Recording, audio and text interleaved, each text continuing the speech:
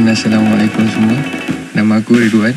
So today aku nak memperkenalkan sebuah website yang mungkin akan membantu student Filipina untuk membuat analisis tapak, topografi, pembangunan bandar dan lapisan data.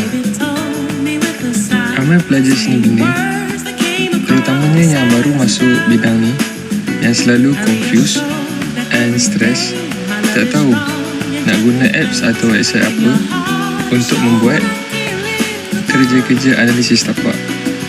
Kebiasaannya, website atau web app basic yang kita ketahui ialah Google Earth, Sunpad, Cat Mapper, Diagram Manual dan banyak lagi.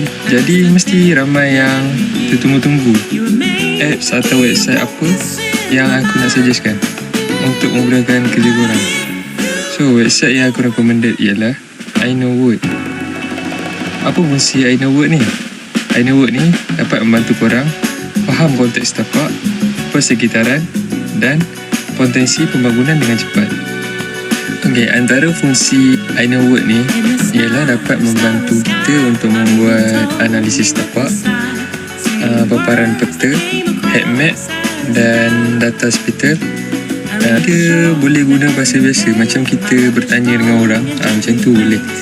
Dan seterusnya sesuai untuk arkitek, perancang bandar, pelajar dan pebisnes.